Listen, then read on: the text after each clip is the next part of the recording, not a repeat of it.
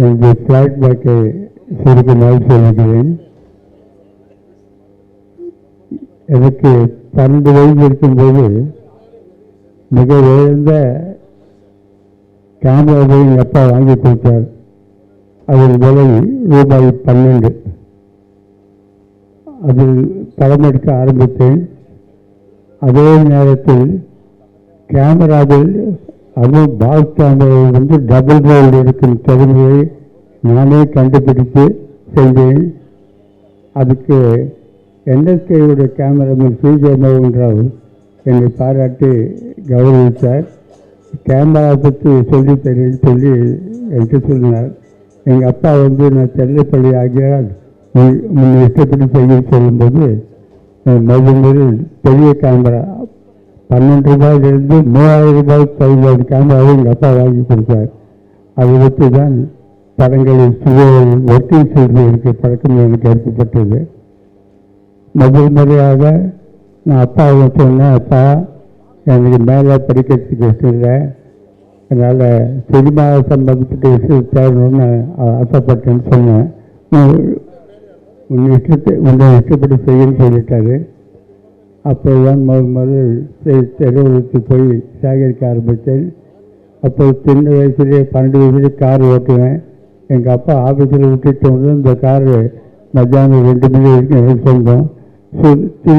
காரை சுற்றி வரும்போது ஏதாவது சினிமா போர்டு கிடச்சதுன்னா காரை நிறுத்திட்டு உள்ளே போய் பார்ப்பேன். அது மாதிரி பார்க்கும்போது தான் இந்த South Indian Film Chamber of Commerce இப்போ பிரபலமாக இருக்கிறது. அதுதான் உலகத்திலேயே சினிமாவுக்காக பெரிய association South Indian Film Chamber தான்.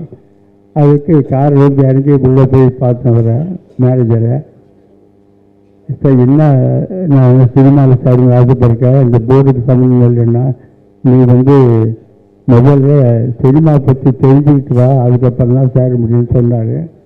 அப்போ நீ ஃபோட்டோ எதாவது பண்ணுற மாதிரி இல்லை, எனக்கு எதாவது உதவி செய்யணும்னு சொன்னார். அப்போ ஜெயலலிதா ஃபிலிம் சேம்பர் என்ற ஒரு பத்திரிகை நடத்தியிருந்தார்கள். இந்த பத்திரிக்கை உன்னால் சில விஷயங்களை சேகரித்து தருமான்னு கேட்டார். என்ன சார்னு கேட்டேன். ஒவ்வொரு மாதமும் ஒவ்வொரு ஸ்டுடியோவில் என்ன படம் ஷூட்டிங் நடக்குது இன்ஃபர்மேஷன் வேணும். அதே மாதிரியா ஒவ்வொரு மாதமும் தமிழ், தெலுங்கு, கன்னடம், மலையாளம் 4 லாங்குவேஜில் என்னென்ன படம் ரிலீஸ் ஆகுதோ அந்த சேகரிப்பு செய்யணும்னு சொன்னாங்க. அந்த சேகரிப்படி தான் என்னை இந்த ஃபில்ம் ஹிஸ்டரி என்ற நிலைக்கு என்னை ஆழ்த்தி பற்றி நான் ரொம்ப மகிழ்கிறேன். நான் முதல்மாக கலத்தூர் கண்ணம்மா படம் ஷூட்டிங் போது தான் போயிருந்தேன் தேவைக்கு. அப்புறம் ஜெமினி சார் அப்போ கமலாக்கு சின்ன குழந்தை மாதிரி இருந்தார். பார்த்தேன் நான். எனக்கு குழந்தை மேலே எப்போவுமே பற்று உண்டு. பேசிக்கிட்டே இருந்த குழந்தைகிட்ட என்னை யாருன்னு தெரியாது, பேசிகிட்டு இருந்தார். இப்போ ஜெமினி சார் வந்தார். ஆனந்தான் இந்த பையனையும் நிறைய ஃபோட்டோ எடுத்துக்கோ, பின்னாடி பிற்காலத்தில் பெரிய பையனாக வருவான். அவர் சொன்ன வார்த்தை நிலைத்து போச்சு. அவருடைய புகழ்ச்சிக்கு நான் ரொம்ப பெருமைப்படுகிறேன்.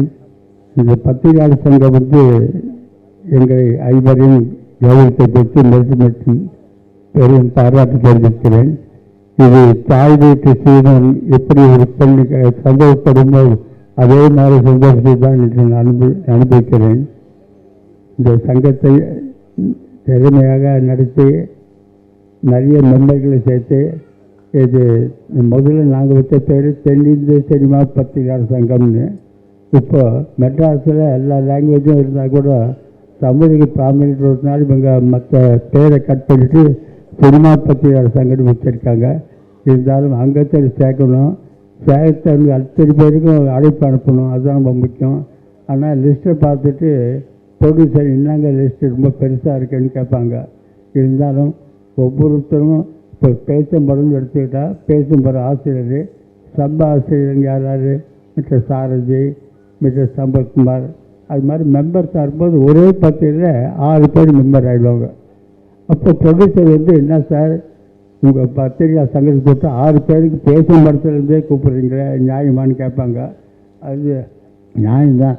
ஆனால் இப்போ சினிமா பற்றி இருந்தால் சினிமா பற்றி எல்லா வருஷமும் தெரிஞ்சிருக்கணும். அதுக்காக எல்லாரும் கூப்பிட்றது தப்பே இல்லை. அதனால தான் சினிமா பத்திரிகையாளர் சங்கம் நீடித்து நிற்க முடியாத நிலை ஏற்பட்டது. ஏன்னா 54 நான் ஏற்கனவே சொல்லி நாங்கள் பேசும்போது 54 ஆரம்பிச்சோன்னே, அப்புறம் 58 ஒன்று நடந்தது. அதுக்கப்புறம் 64 நம்ம விஸ்வநாத ராமகிருஷ்ண வச்சு ஒரு நிகழ்ச்சி நடத்திட்டு பெரிய தொகை நாங்கள் சேகரித்தோம். அதுக்காக பத்திரிகையாளர் சங்கம் நேராக போய் விஸ்வநாத் சார் வீட்டுக்கு போய், ஐயா எங்கள் அசோசியேஷனில் பேங்க் பேலன்ஸ் இல்லாத ஒரு அசோசியேஷனு, அதனால் ஏதாவது உதவி பண்ணணும்னு கேட்டும்போது, நான் இசை நிகழ்ச்சி நடத்தி தரேன், அந்த பழைய பாட்டுங்களை அதே ஆர்டிஸ்ட்டை வச்சு பேசுறதுக்கு நான் ஏற்பாடு பண்ணுறேன்னு சொல்லி பண்ணார். அப்போ கமலா அப்போது விஸ்வநாதன் கூப்பிட்டு அடித்து, ஆனந்தன் போஸ்டர் பிரிண்ட் பண்ணணும், அப்புறம் தேட்டருக்கு ரெண்டெல்லாம் கொடுக்கணும், அந்த மாதிரி நேரத்தில் உங்களுக்கு பணத்துக்கு ஏதாவது தேவையா, நான் ஏதாவது பணம் ஹெல்ப் பண்ணட்டுமான்னு கேட்டார். அந்த கச்சேரி பண்ணுறதுக்கு ஃப்ரீயான்னு சொல்கிறதோட இந்த மாதிரி கேட்கும்போது என்ன நெகிழ்ந்து போனேன். இல்லை சார், நாங்கள் டிக்கெட்டெல்லாம் போட்டிருக்கோம், அதை விற்று சார் நாங்கள் சம்பாதிக்கணும், நீங்கள் நிகழ்ச்சி நடத்தி கொடுத்தா போகிறோம்னு சொல்லிட்டு சொன்னார். அந்த ஒரு நிகழ்ச்சியிலேயே 40,000 ரூபாய், அந்த காலத்தில் 40,000 ரூபாய் பெரிய அமௌண்ட்டு நாங்கள் கலெக்ட் பண்ணி ஏற்பாடு பண்ணோம்.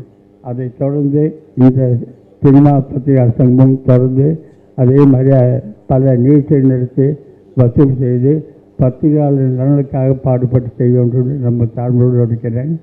இப்பொழுது பல பேர் நிதி உதவி பண்ணியிருக்கும் போது திரு லாரன்ஸ் அவர்களை பற்றி எனக்கு சின்ன பல ஆண்டு காலங்கள் தெரியும். காஞ்சனா புகழ் லாரன்ஸ் அவர்களுக்கு எனது நன்றியை தெரிவித்துக் கொள்கிறேன்.